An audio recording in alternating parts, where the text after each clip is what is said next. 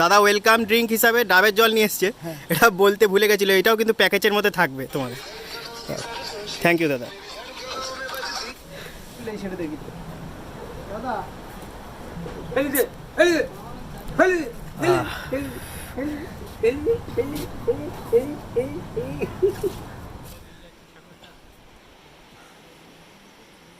ভাষাতে নিয়ে যাচ্ছে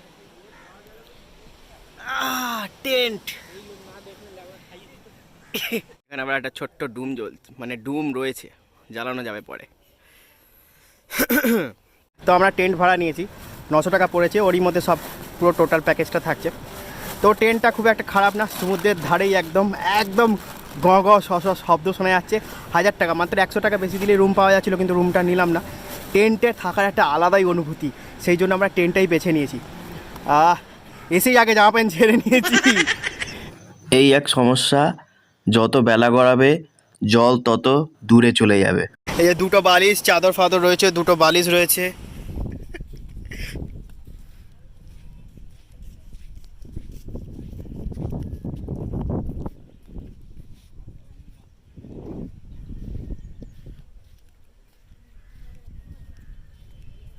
নৌকা কোথায়? ওই দূরে।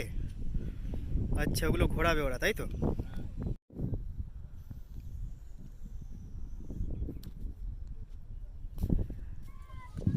এখন তো জল ওই দিকে দূরে চলে গেছে, রাতের বেলা নাকি পুরো বলছে এই বাস পর্যন্ত উপরে নাকি উঠে যায়, ওই অতটা পর্যন্ত নাকি জল চলে যায়।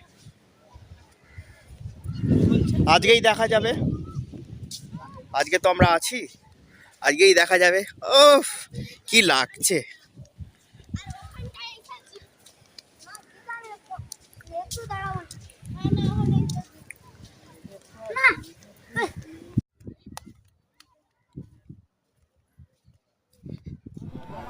ঘোরা বেড়ানো হলো, একটু সমুদ্র সৈকত দেখলাম, একটু হালকা গা হাত পা ভেজালাম, পা ভেজালাম। জল অনেকটাই দূরে, তাই চান করতে আর পারলাম না, অনেকটাই দূরে চলে গেছে জল। তো এবারে খিদেও পাচ্ছে, তো দেখি মেনুর মধ্যে কী কী আছে, চলো।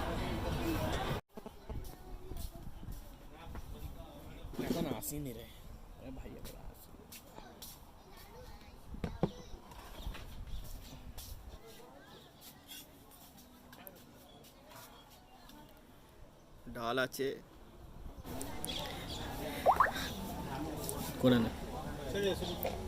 চিংড়ি মাছের তরকারি আছে। আপনি একবার পুরো মেনুটা বলুন। আচ্ছা, আলু ভাজা, মাছের ভাজা, মাছের ভাজা, এটা কি মাছ? এটা আমোদি মাছ, আচ্ছা, আমুদি মাছ ভাজা।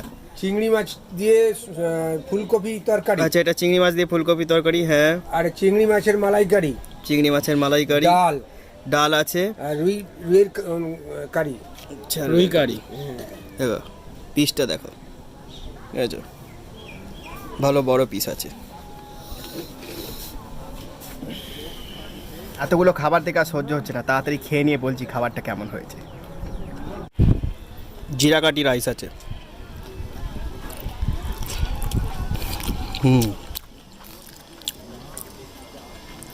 খাবারের স্বাদ আছে।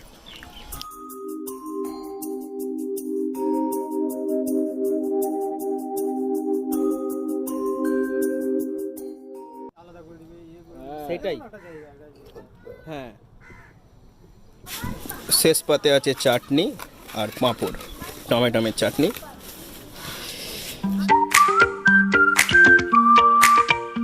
রান্না খুব সুন্দর।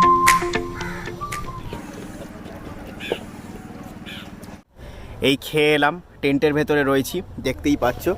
হ্যাঁ, চেন টেনে দিয়েছি, জিপ টেনে দেওয়া হয়েছে। বাইরে কিন্তু প্রচণ্ড হাওয়া দিচ্ছে, কিন্তু টেন্টের ভেতরে কিন্তু গরম, ভালো গরম আছে। ভাবছি ওপরটা একটু খুলে দেবো, তাহলে হালকা হালকা হাওয়া বেরোবে, মানে হাওয়া ভেতরে ঢুকবে আর কি, হাওয়া বেরোবে না, মানে উল্টো পাল্টা ভেবো না এবার। তবে একবেলা হয়নি, সমুদ্রের ধারে বেড়াতে এলে এই অবস্থায়, মুখ পুরো একবার কালো ক্যাস্টানি হয়ে গেছে। খাবারগুলো খুব সুস্বাদু ছিল, পেট পুরো একদম টাইট হয়ে গেছে।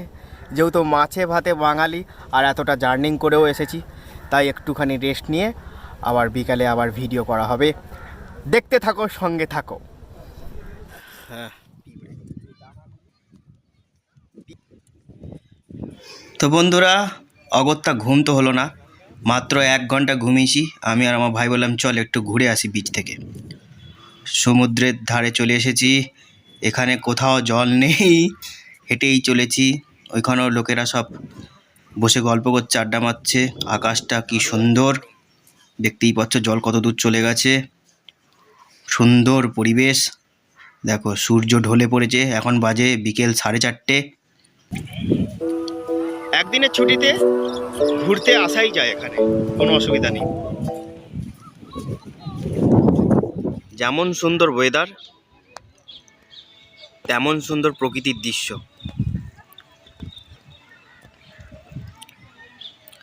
ওহ, আকাশটা কি লাগছে। ওপারের আইল্যান্ডটা 2003 সালের পর থেকে বন্ধ। ওটা হচ্ছে জম্বুদ্বীপ আইল্যান্ড। এখন বাজে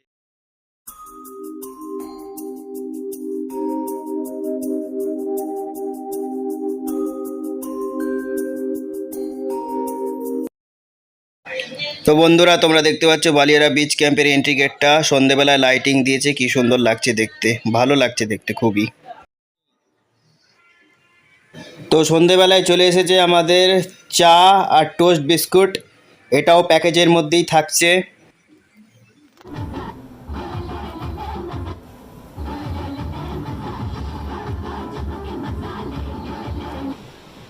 চা আর বিস্কিট খাওয়ার পর আমরা খেলাম মুড়ি আর পেঁয়াজি। এখন চারিদিকের পরিবেশটা একটু দেখো কি সুন্দর।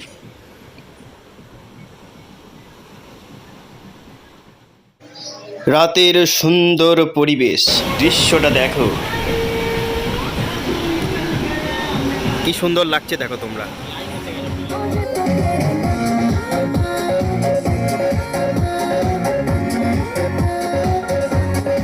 সমুদ্রের ঢেউয়ের গর্জন আর রাতে এরকম সুন্দর আলোকসজ্জা যাকে বলে, হেভি লাগছে।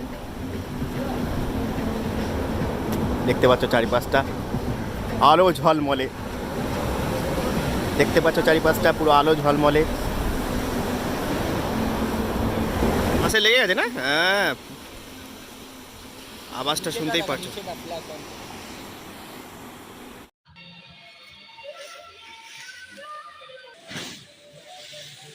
ওরা ঠিকই বলেছিল, জল পুরো একদম বাসের ডগায় চলেছে, মানে আমাদের টেন্টের সামনেই চলে এসছে, একদম ধাক্কা মারছে ধুম করে।